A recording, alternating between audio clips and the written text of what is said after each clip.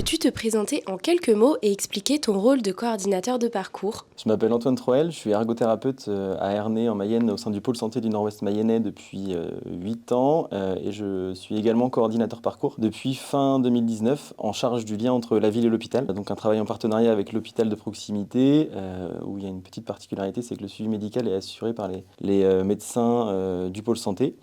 L'objectif général, c'est d'améliorer le parcours de soins des personnes hospitalisées à Ernée. On a 3 grandes missions. C'est préparer les entrées et les sorties de l'hôpital en partenariat avec les professionnels de ville, l'hôpital, l'entourage et les usagers.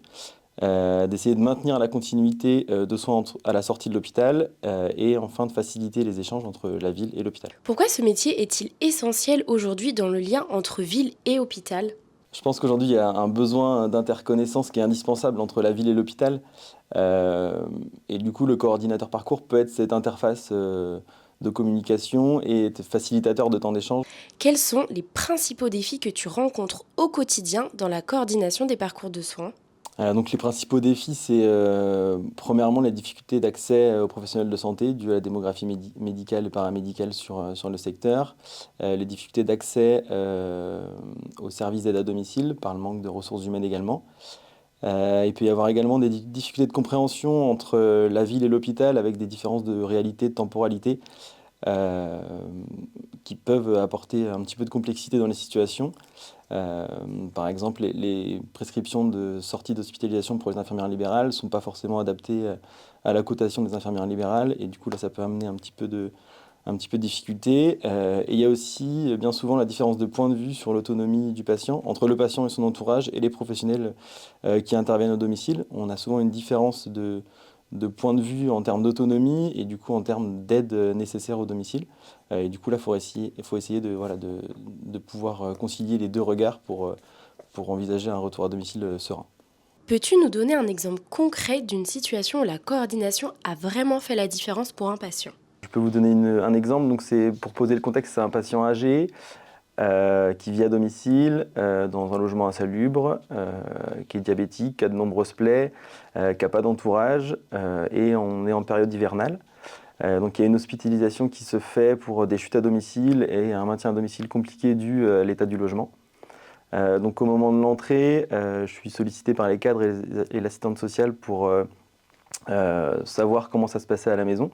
Moi, je consulte le système d'information partagée, je vois qu'il y a des comptes rendus d'RCP, ce qui permet d'amener des éléments déjà à l'hôpital et qui montre la complexité de la situation. Donc, je prends contact avec les partenaires du domicile qui, en effet, me mettent en avant une situation bien compliquée au domicile avec un chauffage qui est non fonctionnel, des WC qui sont non fonctionnels, un ballon d'eau chaude qui ne fonctionne pas, une vitre qui est cassée, un frigo qui ne fonctionne pas et un encombrement du domicile qui est vraiment très important.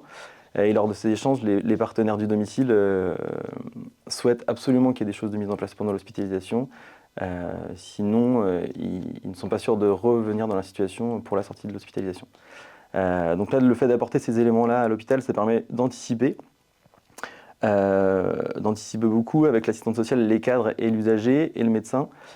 Du coup, on décide d'organiser une réunion de coordination avec tous les partenaires du domicile et l'hôpital. Et on se met d'accord sur un plan d'action, donc c'est-à-dire faire intervenir un menuisier pour remplacer la fenêtre, un plombier pour tous les problèmes sanitaires, mettre en place un plan d'aide par les services d'aide à domicile qui correspond aux besoins de monsieur, redéfinir les besoins en termes de soins infirmiers, faire désencombrer le logement et faire intervenir une société de nettoyage. Et faire intervenir l'équipe mobile en ergothérapie à distance de la sortie pour réévaluer l'accessibilité du logement une fois le ménage fait et éviter qu'il y ait de nouvelles chutes à la maison. Donc tous les intervenants sont d'accord avec cette proposition. Et ensuite, avant la sortie, donc je refais un point avec l'IDE du service et le médecin pour bien définir les besoins en termes de soins infirmiers. Ces besoins, je les transmets à l'infirmière libérale qui, elle, me transmet les intitulés de prescription nécessaires à la réalisation de ces actes. Et du coup, le médecin, en fonction du retour de l'infirmière libérale, fait les prescriptions pour pouvoir assurer les soins au domicile. Et ensuite, à J+15, je reprends un contact avec tous les partenaires du domicile. Le patient, on fait une RCP où là du coup on réévalue le plan d'aide, on l'ajuste aux besoins. Du coup le plan d'aide semblait adapté là, au vu de la RCP. On a juste eu entre-temps le passage de l'équipe mobile en ergothérapie qui a préconisé une barre latérale de redressement. Et ensuite, du coup, il a fallu demander la prescription au médecin traitant, l'envoyer à la pharmacie, organiser la livraison et l'installation. Voilà. Et après, on reste en veille. Si les professionnels de ville ont des difficultés, ils nous sollicitent pour qu'on puisse réintervenir rapidement et réadapter le plan d'aide aux besoins. Qu'est-ce qui change avec un coordinateur de parcours par rapport à un système de santé sans cette fonction? Alors, en premier lieu, ce qui change, c'est une augmentation et une amélioration significative des échanges avec l'hôpital. C'est aussi la possibilité d'impulser de nouvelles pratiques ou des changements de pratiques, à la fois pour les libéraux lors des RCP et à la fois pour les professionnels de l'hôpital. Par exemple, en ce moment, on travaille entre infirmières libérales et infirmières de l'hôpital sur la création d'ordonnances type de sortie pour que ça corresponde bien aux besoins des infirmières libérales et en même temps que ça réponde aux besoins de soins des patients. Ça diminue le risque de rupture de parcours. C'est un gain de temps pour les professionnels de santé libéraux, les infirmières, les médecins. Les infirmières, par exemple, quand elles interviennent au domicile suite à la sortie, elles sont sûres que le pilulier sera là, le traitement sera bien livré par la pharmacie ou a bien été cherché par l'entourage, le matériel pour pansement est bien là, et ça fait gagner également du temps au médecin traitant. Ça évite les consultations juste après la sortie d'hospitalisation. C'est aussi la possibilité de faire un suivi après la sortie, pas juste une préparation de la sortie, mais bien un suivi sur plus ou moins long terme après la sortie pour s'assurer vraiment que le plan d'aide défini pendant l'hospitalisation correspond bien aux besoins, parce qu'on a souvent un décalage entre les besoins repérés à l'hôpital et les besoins dans le milieu de vie de la personne. Donc ça permet d'être assez réactif pour réajuster les plans d'aide. On a aussi une facilité d'accès à un professionnel de santé grâce à l'habitude de travailler en partenariat au sein de la MSP. Voilà, on a des partenariats qui se nouent naturellement comme on a l'habitude de travailler ensemble. Donc c'est beaucoup plus facile d'aller solliciter un kiné pour trouver une place chez un kiné du fait de l'organisation en exercice coordonné. Et puis on a aussi une connaissance vraiment spécifique du territoire et des pros qui sont installés. Ça permet d'avoir le bon soin au bon moment avec le bon professionnel et vraiment gagner en efficacité. Et ça permet aussi, donc ça c'était plutôt d'un point de vue libéral et usager, et pour l'hôpital ça permet d'avoir vraiment accès à des informations du domicile et du coup gagner en efficacité lors de la prise en charge du patient. Quel regard portent les patients sur ce rôle? Ont-ils conscience de son impact? Les patients et l'entourage sont souvent très reconnaissants de cette coordination, mais ils sont aussi à la fois étonnés du dispositif et de la proximité qu'il peut y avoir, la collaboration étroite qu'il peut y avoir entre les professionnels de ville et l'hôpital. Mais en tout cas, c'est un accueil très positif. Quels outils ou méthodes utilises-tu pour assurer ton rôle de coordinateur de parcours? Alors j'utilise plusieurs outils. On utilise les RCP forcément avec les professionnels de ville. Sinon, il y a un temps d'échange, comme je disais tout à l'heure, bi-hebdomadaire avec les cadres et l'assistante sociale du service. Il y a des temps d'échange informels avec les professionnels de santé libéraux et des services d'aide à domicile.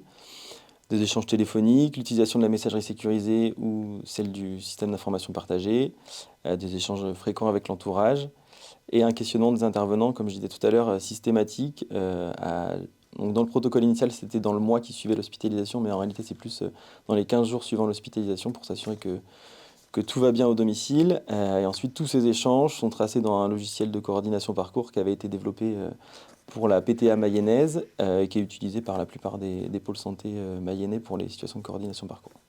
Ce qui permet d'avoir voilà, une visibilité sur ce qui est fait et lorsqu'on est ressollicité pour une même situation, d'avoir toute l'antériorité des actions déjà menées et de connaître tous les partenaires qui sont déjà dans la boucle. Donc c'est un gain de temps qui est considérable. Aujourd'hui, ce type de coordination est encore rare. Comment pourrait-on le développer davantage sur le territoire? Je pense on peut le développer en faisant venir des professionnels voir vraiment ce qui est fait sur le terrain, les différentes initiatives qui sont prises sur le territoire, qui peuvent s'en rapprocher en faisant des rapports d'activité précis pour aussi donner à voir ce que ça peut apporter, en organisant des journées régionales sur le thème ville-hôpital comme le fait la PMSL. Et je pense aussi que le fait donc on a une situation un peu particulière où la CPTS et la MSP ont exactement le même territoire. Du coup, la MSP est vraiment partie prenante de la CPTS donc vraiment de manière très importante. Et du coup, ça renforce les liens ville-hôpital et ça permet vraiment d'augmenter les échanges et d'augmenter les interactions avec l'hôpital et du coup de pouvoir mener des projets de ce type. Quels sont les leviers pour pérenniser et élargir ce poste? Il y a forcément un levier financier, parce qu'il faut qu'il y ait un coordinateur parcours physiquement, et donc c'est un point qui est non négligeable. Et sinon, je pense que pour pérenniser et du coup pouvoir apporter peut-être des financements, la réalisation d'études pour objectiver la plus-value de ce type de dispositif pourrait être très intéressant. Si tu avais un message à faire passer aux professionnels de santé et aux institutions sur la coordination des parcours, quel serait-il? Juste que c'est un partenariat qui est vraiment gagnant-gagnant. À la fois, c'est gagnant pour l'usager parce qu'il n'y a pas de rupture de parcours de soins. Il y a le bon soin au bon moment par le bon professionnel. C'est vraiment une bonne prise en charge coordonnée. C'est gagnant pour les professionnels de ville parce qu'il y a forcément un gain de temps, une diminution des désagréments liés aux sorties d'hospitalisation non préparées. Il y a une facilité d'échange avec un interlocuteur unique qui permet de faire l'interface facilement avec l'hôpital. Et ensuite, c'est gagnant pour l'hôpital parce qu'il y a une meilleure connaissance du patient dès son arrivée et du coup une possibilité d'anticipation des besoins dès l'arrivée pour la sortie. Et il y a aussi une diminution du nombre de réhospitalisations du fait de la réévaluation rapide après la sortie de l'hôpital. Est-ce que tu peux nous dire quel est ton parcours ou est-ce qu'il y a un parcours type qui va faciliter le métier de coordinateur de parcours? Je ne pense pas qu'il y ait déjà de prérequis en termes de métier. Il faut être professionnel de santé, avoir l'habitude d'exercer dans une structure coordonnée pour avoir l'habitude de travailler avec les collègues. Ensuite, moi, je suis ergothérapeute de formation initiale, comme je disais tout à l'heure, et ensuite j'ai suivi la formation PAERPA. Ça m'a donné quelques bases sur les situations complexes et le terme de parcours. Voilà. Après, toute personne qui souhaite s'investir dans ce type de dispositif, je pense, peut le faire. Je sais qu'il existe maintenant des diplômes universitaires de coordination de parcours complexe, donc ça peut être aussi un bon appui pour pouvoir s'aguerrir et avoir de nouvelles connaissances sur le sujet.